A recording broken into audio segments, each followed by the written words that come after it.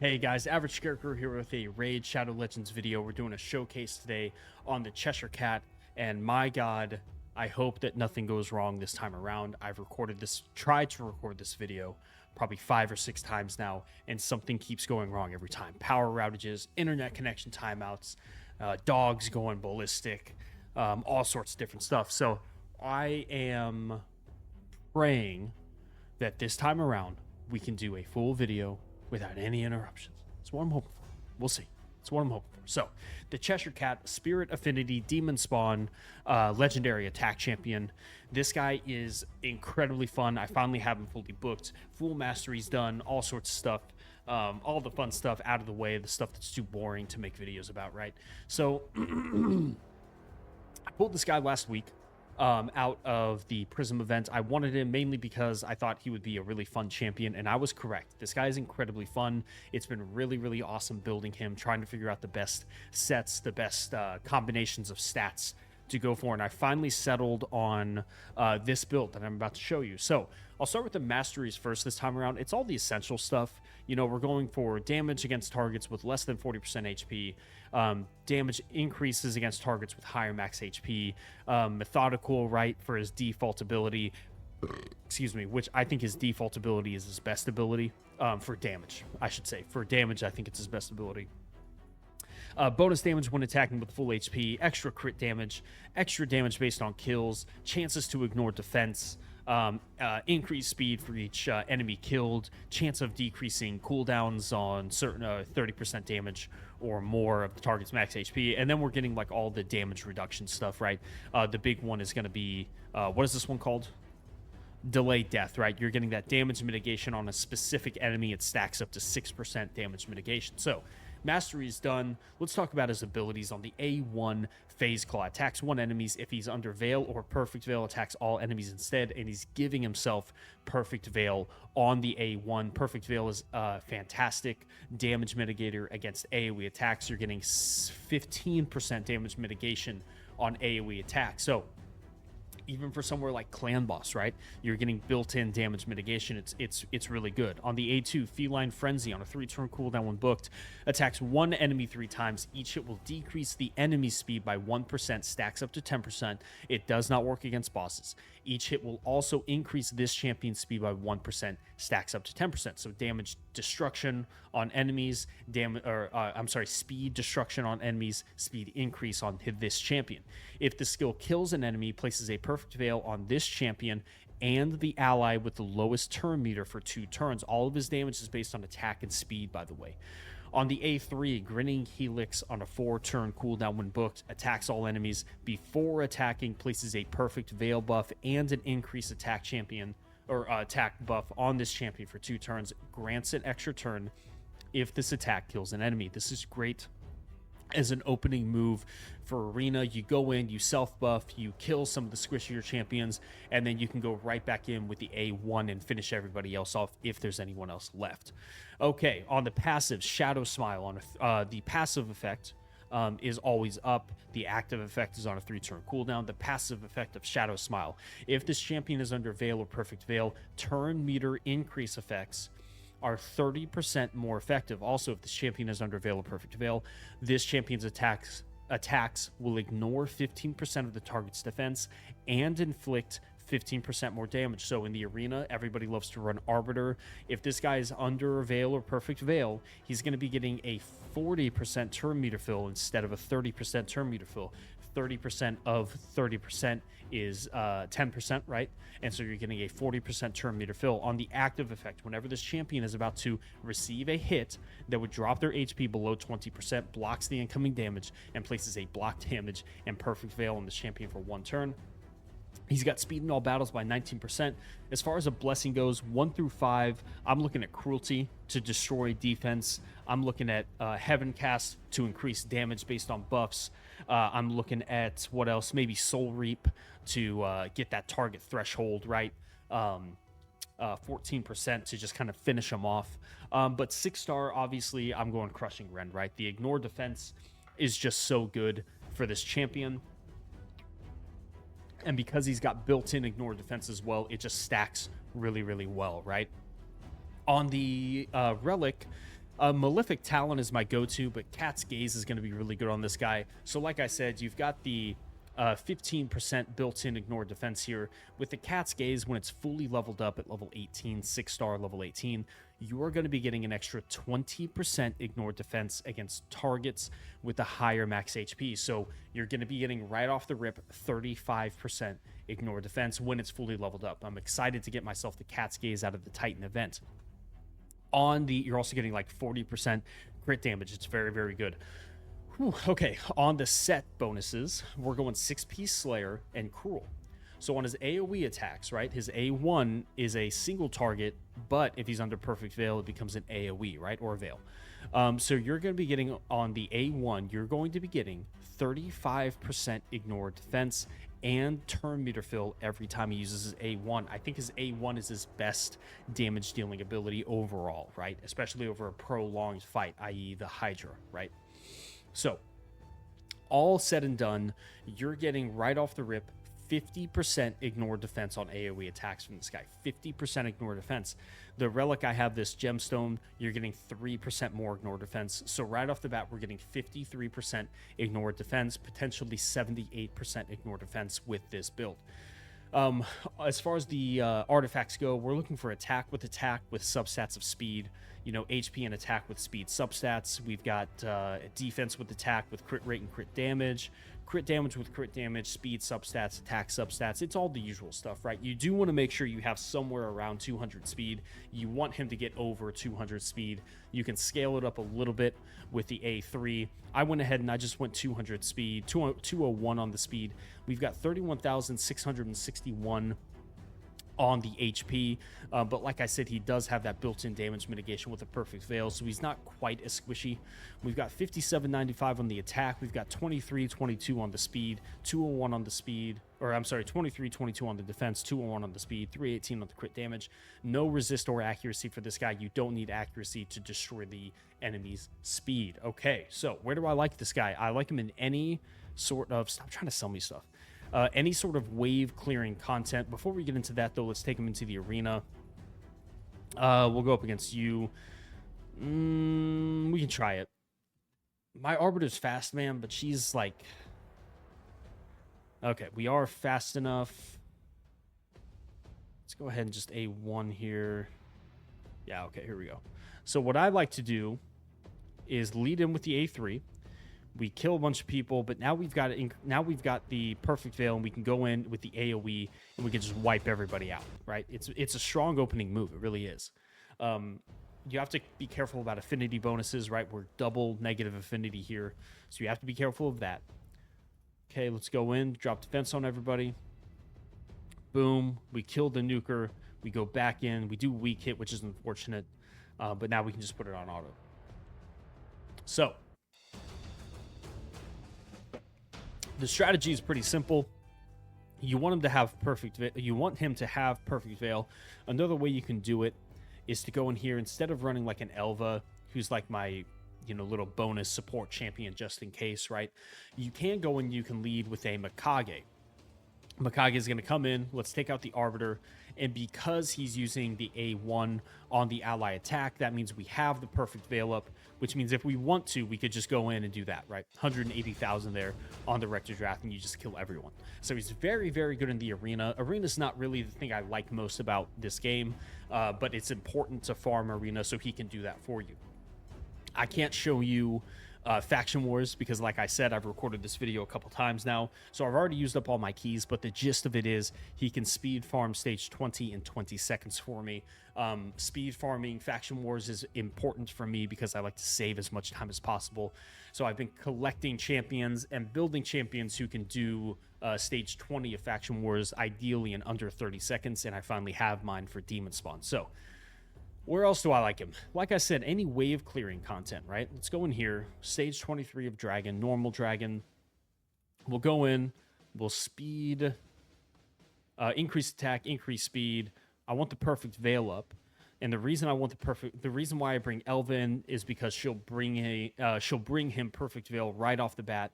And so we can go straight in. We can just A1, right? Boom. 213,000 there. And remember, he gets better over time because of methodical and because the when he gets kills. So we can go in here. Boop. There you go. 260,000 on that one. So now we can go in, drop defense and weaken. Perfect Veil. But we'll go in. Let's lead with the A3 this time. Let's see what the A3 can do. Boom. 235,000. You go in, you get an extra turn, and then 371,000 damage on the A1. His A2 is good, but in quick battles, his A2 really isn't that important. He's strong enough that he can just go in and nuke everybody, right? Where his A2 gains value is extended fights, like Demon Lord, like Hydra, you know what I mean? Like Chimera. So we'll go in, we'll do we'll do Hydra. Now, my brutal Hydra team is pretty much set in stone. It does 200 to 250 million damage, so I'm not looking to change up my brutal team, but my hard team has been lackluster. I've been doing less than 100 million damage on my hard teams. It's been pretty difficult to put together a solid team, but you'll notice here I have two of the new champions from Alice in Wonderland in my hard team now. The cat synergizes well with the Mad Hatter. He's got this turn meter fill, and as long as the cat is under Perfect Veil, which he pretty much will be all the time, you're increasing that turn meter fill. He's also got an ally attack. Whoops, didn't mean to do that. He's also got an ally attack, so you'll be able to A1 ally attack with the cat and get that AoE, which means turn meter fill, which means more you get to methodical faster. So the thing with this Hydra team is I have to manual it, and it can take a couple tries to get the setup correctly. So I'm not going to show you like all the, like last time it took me like 6 tries to get the ideal setup. It was kind of frustrating. But there's affinity, right? These guys, I don't have any void champions on this team, so affinity is a big part of this fight. So what I'm going to do is I'm going to bring you in once I have like my ideal setup. But I do just want to say, even with this team, this is a good team I've put together. It is subject to RNG, right? You just weak hit, right? And weak hitting can be detrimental.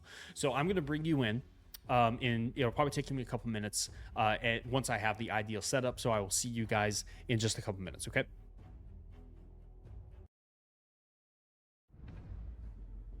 Okay, guys, we're back in. All the essential debuffs are out. What I meant when I said RNG is obviously Mad Hatter right now is weak affinity against the Head of Mischief. So it's not guaranteed that you'll place the Hex in Weaken, which we really, really need.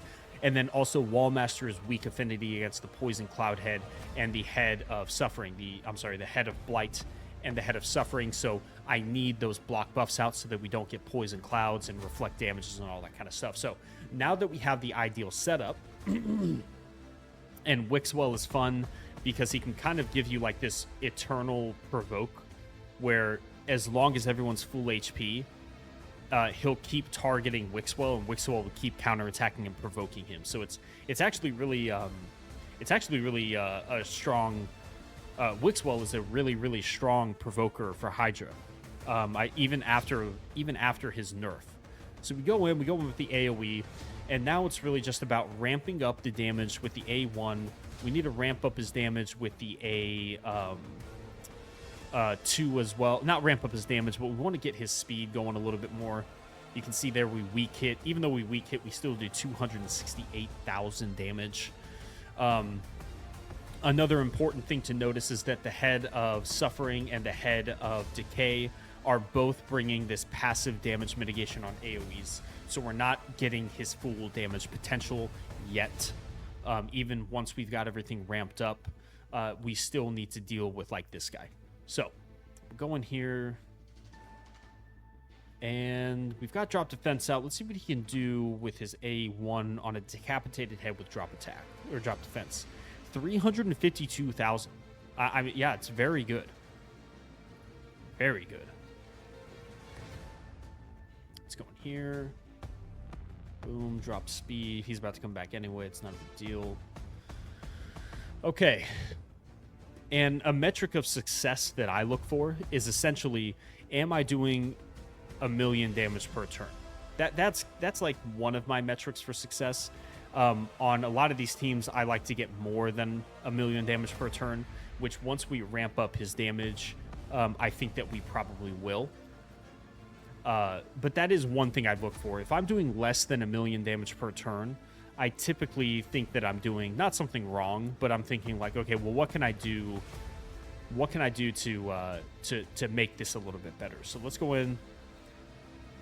Let's get his speed going a little bit more. Get that extra 10 speed. Wixwell is also a fantastic mischief tank. I'm not going to make you watch the whole fight. I just kind of want to show you.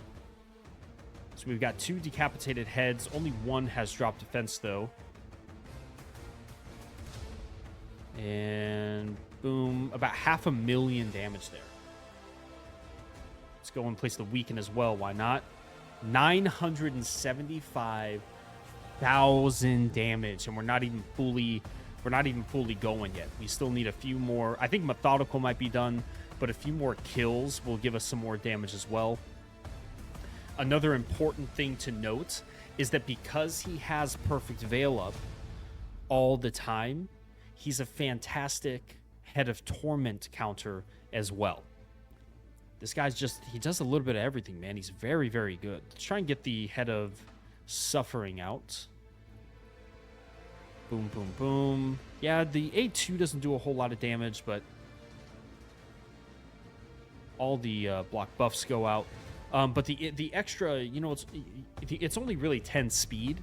But 10 speed over the duration of a fight can equate to quite a lot of turns. So don't sleep on 10 speed, man. It can help. You're also getting more speed based on how many kills he has. So you're stacking up like an extra 18 kills that way. Look at that, 357,000 damage there. 497,000 without drop defense or weaken. Yeah, I'm a huge fan of this guy, man. We just feared like 3 times in a row, but it's fine. Almost 600,000 there. So yeah, a fun champion, a fun team. We are doing about 1,000,000 damage per turn, so I'm pretty happy with that. I think it'll get better over time. Look at that, Wallmaster, man, also a beast. All right, so what I'm gonna do is I'm gonna speed up the fight. I'm gonna manual this whole key. But I am going to speed it up. So I will see you guys at the end of this fight.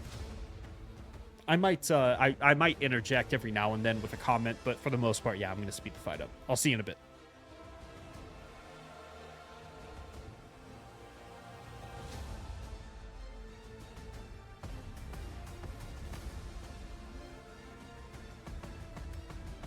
A million damage.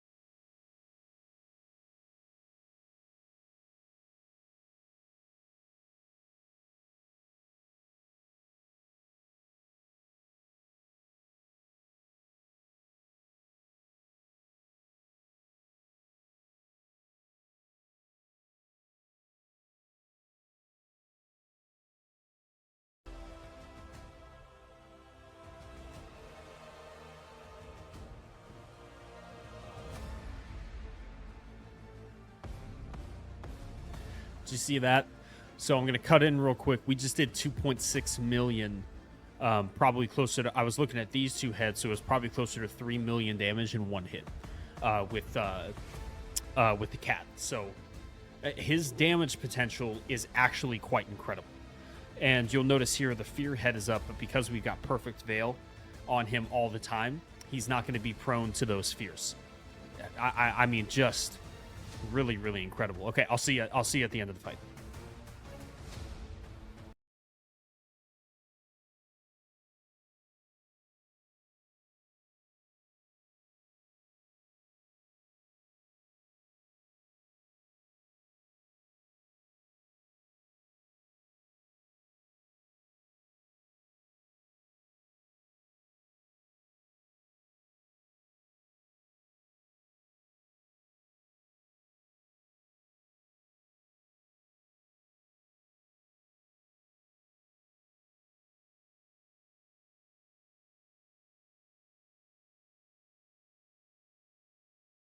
Another thing I just want to quickly interject with is I talk about the Mad Hatter's ability to heal and how strong that weaken hex ally attack is, but what I have failed to mention about the Mad Hatter is his ability to spread debuffs as well is actually kind of incredible. I mean, you just saw there, this guy didn't have block buffs up, and then we spread the block buffs to him.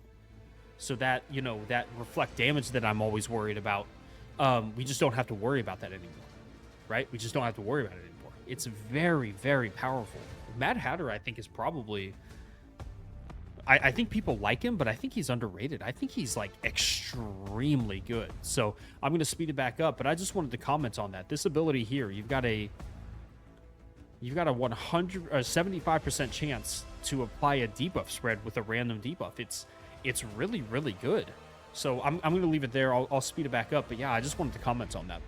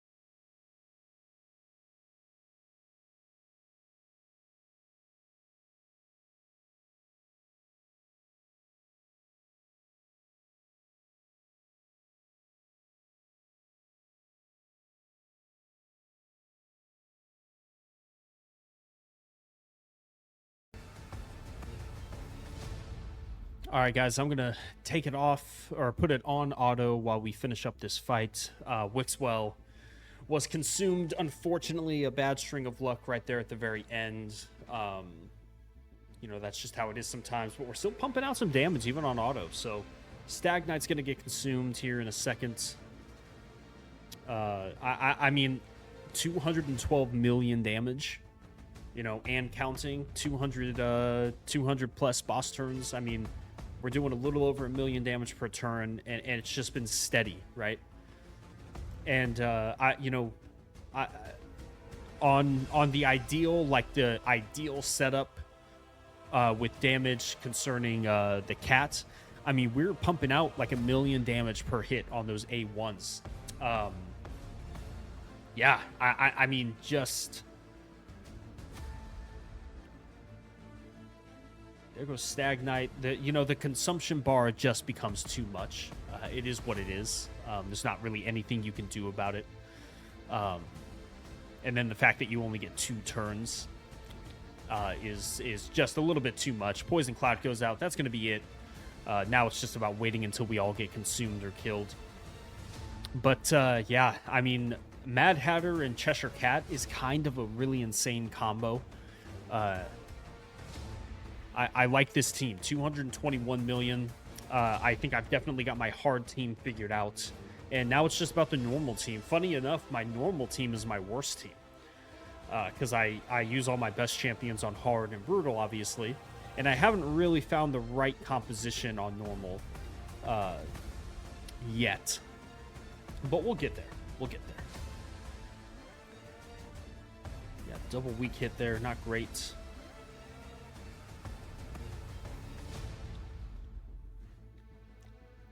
I may have stopped it a little too soon. This is taking longer than I thought it would. But we are 224 million, man. Look at that. They're still chugging along, aren't they? I thought after Wixwell it was going to be pretty much downhill from there, but they're still chugging along, aren't they? It's fine. The cat's about to get consumed. Elva just... Oh, we hit the turn limit. Oh, I didn't even realize. I knew we were close, but I didn't even realize we were that close. All right, so Cheshire Cat, 119 million damage coming out of the Cheshire Cat, man. Oh, my God. Wixwell with 16 million. Cheshire Cat with 100, almost 120 million. Mad Hatter with 18 million. Authorium with 60. Stag Knight with 10. Elva with 1.2. Hatter and Elva combining for almost 10 mil. Actually, is that? It is. It's over 10 million heals. What an incredible team. I'm not going to harp on too much longer because the video right now is at an hour. Hopefully I'll be able to shave off some time by speeding up the run. But golly, the Cheshire Cat is good, man, with no awakenings either. If I can get a 4-star awakening on this champion to get that extra crit damage, or, God, even a 6-star crushing rend, I think that this champion is going to be busted powerful in Hydra. And Hydra Hard seems to be a really good fit. Like I said, Hydra Brutal. My team's already good to go, but Hydra Hard, man, that 226 million is going to get us 500 million? Almost 500 million Clash points. Let's see if we can finally get our all stone skin, huh? I need 2 more pieces for my Sylvan Watchers to get 9-piece protection, but it doesn't look like it's going to happen. But yeah, so the Cheshire Cat, an insanely powerful Hydra champion, incredible for wave clearing content, really good in arena as well, fantastic for speed farming, faction wars. That's going to do it for me, guys. The football games are about to start. Thank you so much for hanging out. If you hung out during the whole video, thank you so much. God bless. If you stuck around and you just kind of skipped around to see what you were looking for, thank you for dropping by the video. It really means a lot to me. I'm going to get out of here. Have a good one, and I'll see you next time.